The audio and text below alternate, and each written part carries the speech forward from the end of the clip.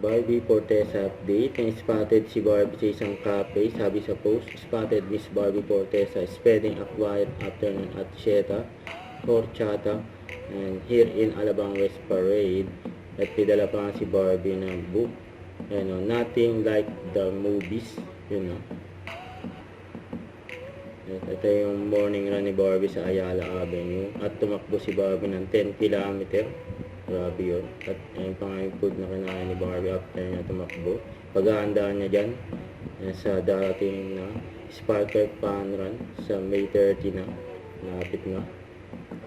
May nakakita pa nga kay Barbie. Habang tumatakbo dyan.